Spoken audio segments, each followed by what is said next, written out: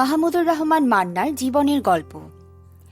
তিনি আপাদমস্তক রাজনীতিবিদ, ছাত্রনেতা হিসেবেই জনপ্রিয়তা অর্জন করেছিলেন।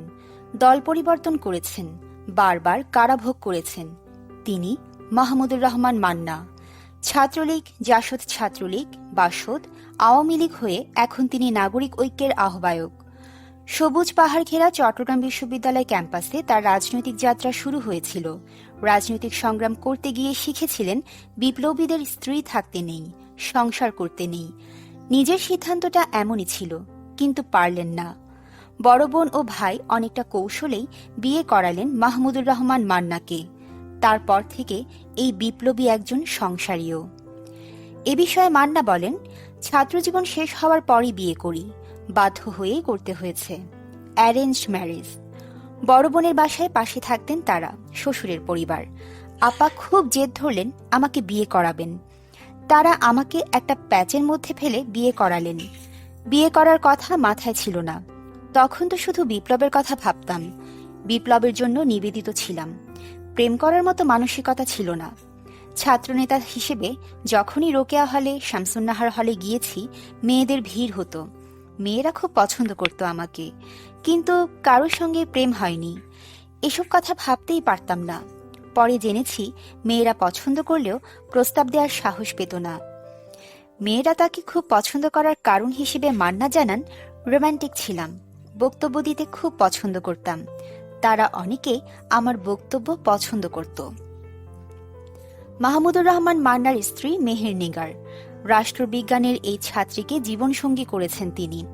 নানাভাবে মান্নাকে সহযোগিতা করেন তার স্ত্রী। বাসায় অল্প স্বল্প হলেও স্ত্রীকেও সহযোগিতা করেন মান্না। তবে রাজনীতির ব্যাপারে তেমন আগ্রহী না মেহের নিগার। রাজনীতি সম্পর্কে ধারণা ভালো না হলেও রাজনীতিবিদ মান্না সম্পর্কে মেহের নিগারের ধারণা অনেক ভালো। মান্না বলেন, দুটি দলের বাইরে নতুন একটি শক্তি গড়ে উঠুক, আমি সেই কাজটি করছি। তিনি আশাবাদী। এই দম্পতির দুই সন্তান, ছেলে নিলয় মান্না ও নীলম মান্না। লেখাপড়া করছেন কানাডায়, পাশাপাশি সেখানে কাজ করছেন তারা। মা বাবার 11 সন্তানের মধ্যে মাহবুবুর রহমান মান্না চতুর্থ। তারা 7 ভাই 4 বোন। বাবা ছিলেন সরকারি চাকুরিজীবী। সার্টিফিকেট অনুসারে 1951 সালে বগুড়া শহরে চকলোকমানে জন্ম মান্নার। পিতা আফসারউদ্দিন আহমেদের বাড়ি বগুড়ার শিবগঞ্জের বিহার ফকিরপাড়া। বগুড়া শহরের সূত্রাপুরের মালতীনগর ফ্রি প্রাইমারি স্কুল ও বগুড়া জেলা স্কুলে পড়ছেন মান্না। 1964 সালে ঢাকায় এসে ভর্তি হন আরমানিটোলা গভর্নমেন্ট হাই স্কুলে। পরবর্তীতে ঢাকা কলেজে পড়েছেন। এইচএসসি শেষে ভর্তি হন চট্টগ্রাম বিশ্ববিদ্যালয়ের অর্থনীতিতে। জড়িয়ে যান ছাত্রলীগের রাজনীতিতে। 1968 সালে বিশ্ববিদ্যালয়ের ছাত্রলীগের আহ্বায়ক হন। পরবর্তীতে 1972 সালে চট্টগ্রাম বিশ্ববিদ্যালয় কেন্দ্রীয় ছাত্র সংসদ চাকসু নির্বাচনে ছাত্রলীগের পক্ষে জিএস নির্বাচিত হন মান্না। যদিও তখন জিএড পদে মান্না ছাড়া ছাত্রলীগের পুরো প্যানেল ফেল করেছিল। স্বাধীনতার পর ছাত্রলীগে শুরু হয় মতভেদ। 1972 সালের পর ছাত্রলীগের কাউন্সিলকে কেন্দ্র করে ছাত্রলীগ দ্বিধা বিভক্ত হয়ে যায়। সমাজতন্ত্রে বিশ্বাসী বাংলাদেশ ছাত্রলীগের অংশকে সমর্থনকারীদের অংশগ্রহণে 1972 সালের 31 অক্টোবর জাতীয় সমাজতান্ত্রিক দল গঠন করে। মাহমুদুর রহমান মান্না তখন বৈজ্ঞানিক সমাজতন্ত্রের পক্ষে। 1973 সালে বাংলাদেশ ছাত্রলীগ জাসদের সম্মেলনে কেন্দ্রীয় কমিটির সাধারণ সম্পাদক হন মাহমুদুর রহমান মান্না।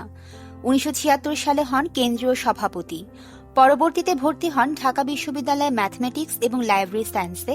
সেখানে দুবার কেন্দ্রীয় ছাত্র সংসদের ভিপি নির্বাচিত হন। 1979 থেকে 80, 1980 থেকে 81 মেয়াদে রাজনীতিতে এতটাই আচ্ছন্ন হয়ে যান যে মাস্টার্স করা আর হয়নি। ছাত্র রাজনীতি শেষে 1980 সালে মান্না সহ সমাজতান্ত্রিক চেতনার উল্লেখযোগ্য কিছু নেতাকর্মী মিলে গঠন করেন বাংলাদেশের সমাজতান্ত্রিক দল বাসদ। এক পর্যায়ে বাংলাদেশ সমাজতান্ত্রিক দলটিও ছাড়েন। 1991 সালে আওয়ামী লীগের সভানেত্রী শেখ হাসিনার ডাকে সাড়া দেন তিনি। যোগ দেন আওয়ামী লীগে। দলটির সাংগঠনিক সম্পাদকের দায়িত্ব পালন করেন দীর্ঘদিন। 1/11-এর পর সংস্কারের অভিযোগ উঠে তার বিরুদ্ধে। যদিও 1/11-র দুঃসময়ে শেখ হাসিনার মুক্তিও দাবি করেছিলেন তিনি। তারপর বাদ পড়েন দলের দায়িত্ব থেকে। দূরত্ব সৃষ্টি হয় আওয়ামী লীগের সঙ্গে। এর মধ্যেই গঠন করেন নাগরিক ঐক্য। বর্তমানে এটি একটি রাজনৈতিক দল। মাহমুদুর রহমান মান্নার সমাজ দর্শনের ভিত্তিকে গড়া এই সংগঠনটি নিয়ে নতুন শক্তি জাগরণের স্বপ্ন দেখেন তিনি। বলেন, আমি কিছুদিন আগেও কারাগারে ছিলাম। সেখানে যখন কিছুই করার ছিল না, তখনও বই পড়েছি, লিখেছি, মানুষের সঙ্গে কথা বলেছি, জেলে থাকা মানুষের কথা শুনেছি। আমি মনে করি যথেষ্ট উপকার হয়েছে। জেল থেকে বের হয়ে দেখলাম 2 বছর আগে যে দেশটি রেখে গিয়েছিলাম সেই দেশটি পাচ্ছি না। পুরো দেশ যেন ভয়ের চাদরে ঢাকা। কেউ কথা বলতে সাহস পায় না। অত্যাচারের মাত্রা বেড়ে গেছে। এরকম করা হয়েছে যে বহু মিডিয়া নিজে নিজেই সেন্সর আরোপ করেছে। গণতন্ত্র যদি চর্চা করতে হয় তাহলে তো কথা বলতে হবে, আগে কথা বলতে দিতে হবে। আমি এখন দেখছি যে সোশ্যাল মিডিয়া অনেক এগিয়ে আছে। ফেসবুকে ব্যক্তিগত এন্টারটেইনমেন্ট বেশি যায়। আবার একই জিনিস তাহরির স্কোয়ারের উত্থানে কাজ করেছে।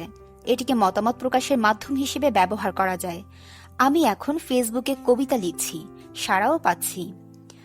কবিতা লেখা সম্পর্কে তিনি বলেন, এক সময় কবি মোহন রায়হান আমাকে অনুপ্রেরণা দিত কবিতা লিখতে, উৎসবে পাঠ করতে। দেশে অনেক অমানবিক ঘটনা ঘটছে। এটা নিয়ে কেউ কবিতা লিখলে তাকে তো কেউ রাজনৈতিক দোষ দিতে পারে না। সাহিত্যিকদের কাজ হতে পারে সমাজ সচেতনতা তৈরি করা। আমি জেল থেকে লিখেছি, কিন্তু জেলের লেখাগুলো অনেকে ছাপতে সাহস পান না। তবে কবিতা ছাপাতে চান প্রকাশকরা। নানা রোগে আক্রান্ত মাহমুদুর রহমান মান্না। ঘাড়ে ক্ষয় হয়েছে। ঘুম থেকে উঠতে প্রায় দেরি হয়। ঘাড় থেকে পুরো শরীরে ব্যথা ছড়িয়ে যায়। মান্না বলেন, ঘুম থেকে উঠে নাস্তা, গোসল করি, ফেসবুকে কিছু সময় থাকি, পত্রিকা পড়ি, বই পড়ি। লেখাপড়ায় সকাল দুপুর কাটে। বিকেলে পার্টি অফিসে যাই। যারা ফেসবুকে আমাকে ফ্রেন্ড রিকোয়েস্ট পাঠান, আমি তাদের কাছে জানতে চাই কেন আমার বন্ধু হতে চান। তখন তাদের সঙ্গে চ্যাট হয়। এভাবে তাদের সঙ্গে আমার মতাদর্শ ছড়িয়ে দিতে চেষ্টা হয়। গান শুনি গাড়িতে, বাসায়।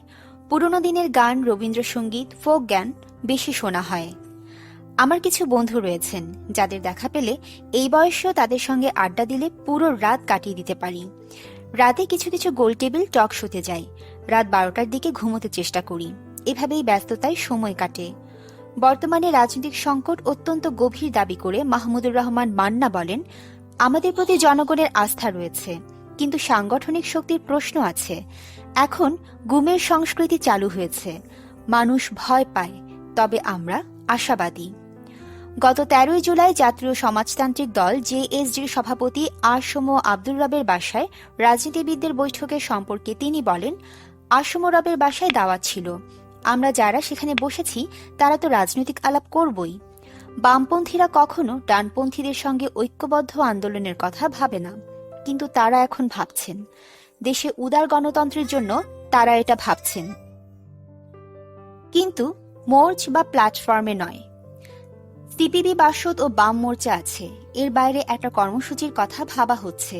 সেখানে আমরা সবাই কর্মসূচিতে অংশ নেব। তার মানে তারা কোনো জোটের প্রস্তাব দেননি। আমরা বসি, কথা বলি, এই। আমরা মনে করি একটা গ্রহণযোগ্য নির্বাচন রাজনৈতিক সংকটের একমাত্র সমাধান। উন্নয়নের মহাসড়কে উঠেছি আমরা, আর আমাদের মহাসড়ক যেগুলো নিচে আছে ওগুলো পানির তলে ডুবে গেছে। লম্বা কাহিনী করে লাভ নেই। আমাদের দেশে ইনকাম ইনইকুয়ালিটি যত বেশি, অর্থনৈতিক বৈষম্য যত বেশি, পৃথিবীর কোথাও এত আছে বলে কেউ জানে না। আমরা সেই অর্থনীতির বৈষম্য কমাতে চাই। কি হবে যদি রাষ্ট্র সেটা মনে করে? রাষ্ট্র যদি মনে করে আমি এমন কর ব্যবস্থা করব যাতে বড় লোক ফাঁকি দিতে না পারে, যাতে গরিব না পারে, যদি বড় লোকের ট্যাক্স শেষ পর্যন্ত গরিব চাপাতে না পারে, সেই রকম ব্যবস্থা করে, সমস্ত ব্যবস্থাই সম্ভব। সেই রকম একটা কিছু গড়বার কথা বলে আজ কেউ দান। আমার নেতা হবার দরকার নেই। জাফরুল্লাহ ভাই তো রাজনীতি করেনই না, করেন ডাইরেক্ট কোনো পার্টি টাটি করেন না। ভিউয়ার্স, এতক্ষণ আমাদের সাথে থাকার জন্য ধন্যবাদ।